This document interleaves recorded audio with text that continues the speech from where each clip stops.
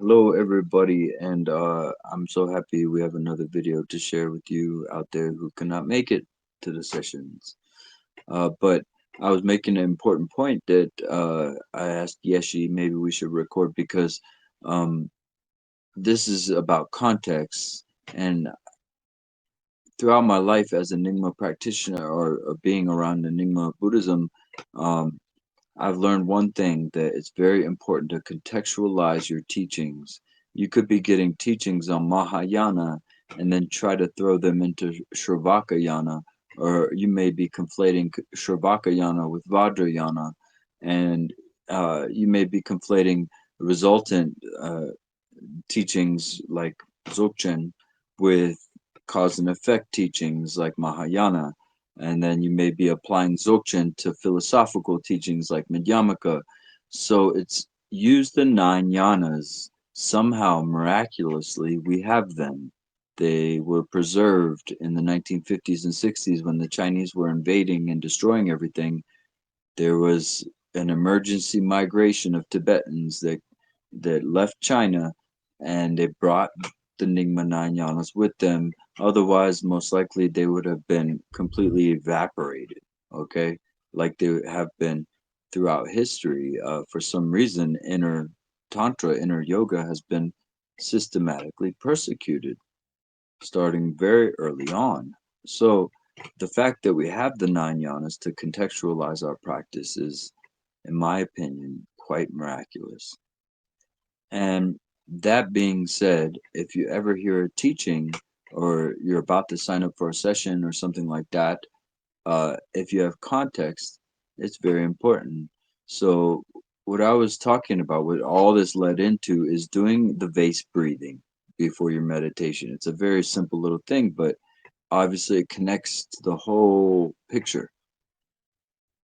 So, pranayama, yoga, whether you're doing head rolls, whether you're doing headstands, yoga is the eighth yana, anu yoga.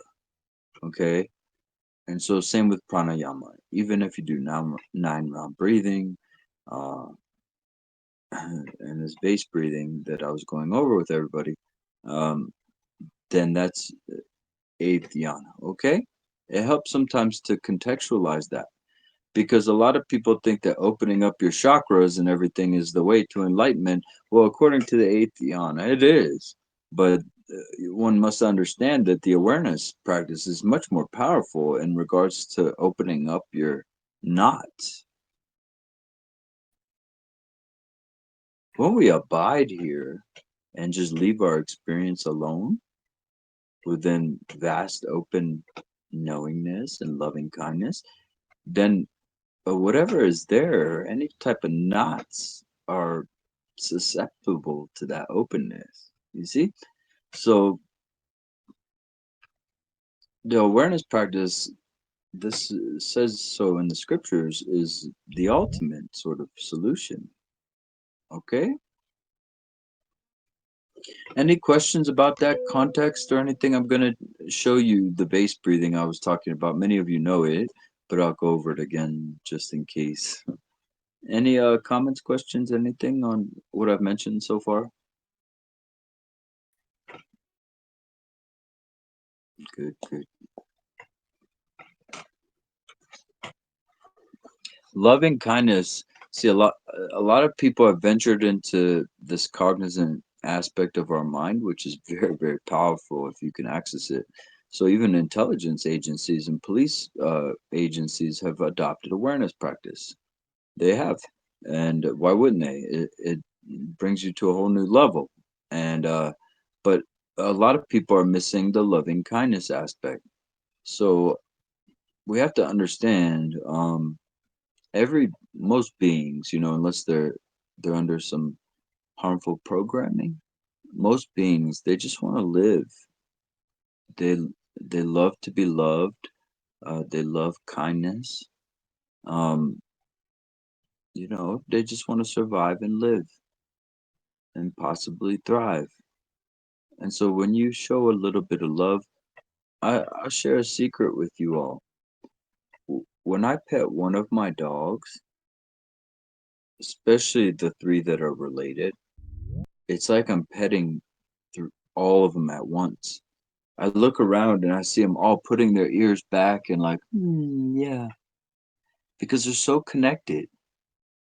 And without jealousy, without these hard dualities, these animals are all feeling that love, aren't they?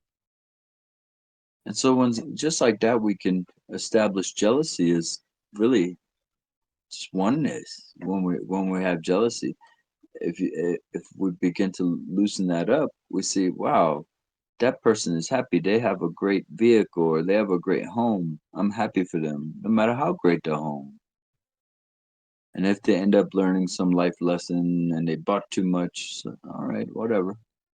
But to be happy for someone, and even when I'm playing with one of my dogs, they all like. I look around. I've tested this. They all sort of wagging their tails. They all feel it.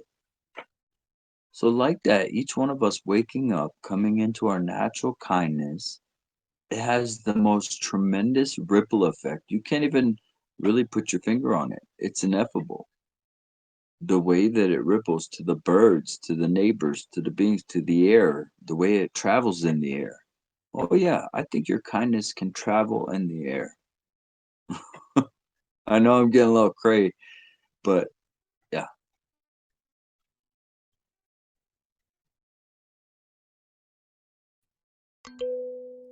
the loving kindness is part of that openness. You cannot have that second samaya of openness without loving kindness, bodhicitta. And so, if I'm going to share more secrets, radical forgiveness, anything, whether you have a problem with money, whether you have a problem with your mom or dad, whether you have a problem with a partner, um, what is that? Help you. Oh, yeah. For some eyes, very good. Okay. We got the acronym going. Very well.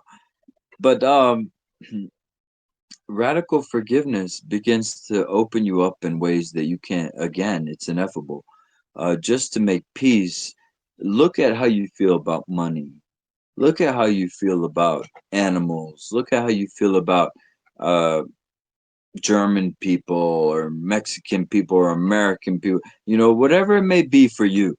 I'm just naming examples, and you should get radical with this. If you feel like you have racist sort of things inside you, then let it out into the open in your mind in a skillful way.